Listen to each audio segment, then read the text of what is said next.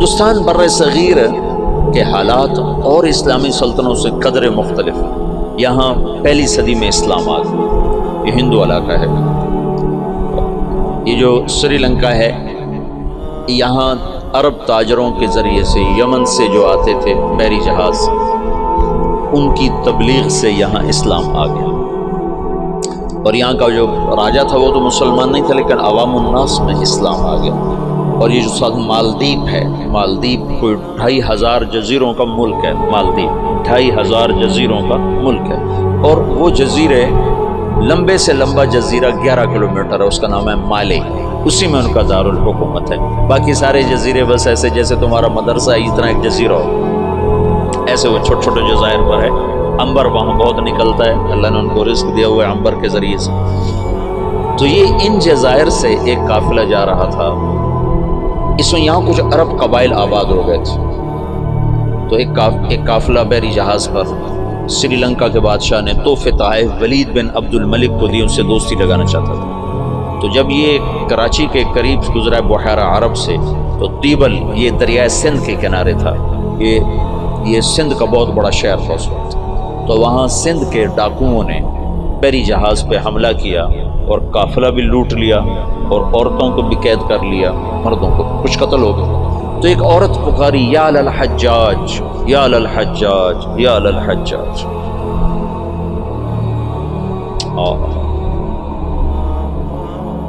عروج کے دور میں فاسق کیسے ایمان والا تھا۔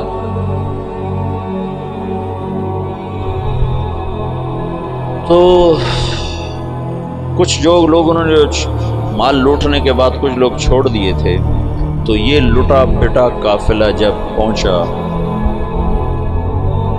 عراق میں تو حجاج کو ملا، اور انہوں نے کہا کہ ایک بہن نے کہا تھا یا للحجاج، تو وہ کھڑا ہو گیا اپنے کرسی سے، کہا لبیک یا اخت الاسلام، لبیک یا اخت الاسلام، لبیک یا اخت الاسلام۔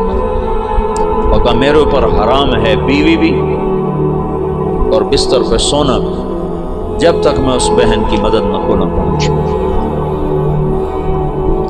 ایک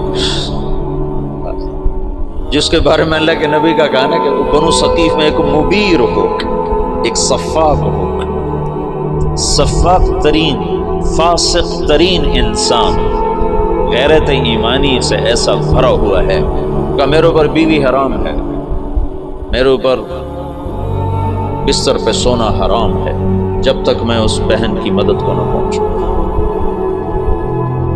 اور اس نے اسی وقت ایک لشکر تیار کیا، عبید اللہ بن نبحان رحمۃ اللہ علیہ کو امیر بنایا، اور ان کو 3000 کا لشکر، 4000 کا لشکر دے کے روانہ کیا۔ وہ لشکر شکست کھا گیا اور عبید اللہ شہید ہو گئے۔ پھر اس نے دوسرا لشکر روانہ کیا، یہ سارے عراق سے تھے۔ بدیل بن طوفہ رحمۃ اللہ علیہ کی سرکردگی میں وہ بھی شہید ہو گئے، اور دونوں لشکروں کو شکست ہو گئی۔ پھر اس نے شامی قبائل جو عرب کے قبائل جو شام میں آباد تھے، ان کا عراقیوں سے بڑا مختلف مزاج تھا، تو اس نے ولید بن عبد الملک سے اجازت چاہی کہ مجھے سندھ پہ حملے کے لیے شام سے لشکر، اور میرا خزانہ ختم ہے، مجھے پیسے بھی دیں۔ تو ولید نے کہا میں یہ محاذ نہیں کھول سکتا، ابھی ترکستان میں محاذ کھلا ہوا ہے، شمالی افریقہ میں محاذ کھلا ہوا ہے، چین کی طرف محاذ کھلا ہوا ہے، میں چوتھا محاذ نہیں کھول سکتا۔ تو حجاج نے کہا جتنا پیسہ مجھے دو کے قرضہ ہے، اور میں یہ دگنا کر کے بیت المال میں واپس کروں گا۔ تو شامیوں کا 4000 کا لشکر تیار، اور اس کا اپنا سگا بھتیجا تھا محمد بن قاسم بن یوسف۔ حجاج بن یوسف اور محمد بن یوسف اور قاسم بن یوسف، یہ 3 بھائی ہیں۔ ان میں محمد بن یوسف بھی حجاج جیسا ظالم تھا، یمن میں گورنر تھا، اور قاسم بہت شریف النفس تھے، ان کا بیٹا محمد 17 برس کی عمر، اور حجاج نے اپنی بیٹی زبیدہ اس کے نکاح میں دی ہوئی تھی، اس کو منتخب کیا اور اس کو 12000 کا لشکر دے کے روانہ کیا، اور باقی جو ساز و سامان تھا وہ سمندر کے ذریعے سے بھیجا، جتنا سامان تھا۔ اور ہر 3 دن کے بعد اس کے پاس خبر آتی تھی. اس نے ڈاک کا ایسا نظام بنایا کہ ہر 3 دن کے بعد خبر حجاج تک پہنچتی تھی. اس طرح راستے میں چوکیاں قائم کی اور پورے جنگ کا نقشہ حجاج بصرے میں بیٹھ کے خود کنٹرول کر رہا تھا. تو یہ بدھوں کا شہر تھا، جو دیبل تھا نا بدھوں کا، تو اس میں ایک بڑا وہ تھا ان کا معبد تھا، اس کا گنبد تھا، اس کے اوپر ایک جھنڈا تھا. تو ان کا یہ عقیدہ تھا جب تک یہ جھنڈا نہیں گرتا اس سے شہر کو شکست نہیں ہو سکتی. تو مسلمانوں نے زور لگا دیا. حجاج بن یوسف نے ایک توپ بھیجی تھی، توپ منجنیق، پتھر پھینکنے والی. وہ اتنی بڑی تھی، اس کو 500 آدمی کھینچتے تھے. تو اس کو بحری جہاز پہ بھیجا تھا. تو وہ نصب تھی اور توپ اس گنبد پہ نشانہ نہیں فٹ ہو رہا تھا. 10 دن 12 دن 15 دن گزر گئے، گولے جاتے تھے، گنبد پہ نہیں لگتے تھے. تو دیبل والے اور جوش سے لڑتے تھے. تو حجاج بن یوسف نے وہاں سے خط لکھا کہ اس توپ کا زاویہ 1 درجہ نیچے کر کے فائر کرو، 1 درجہ نیچے کر. اور محمد بن قاسم اس دن خود توپ پر آئے. ان کا آج میں خود پھینکوں گا.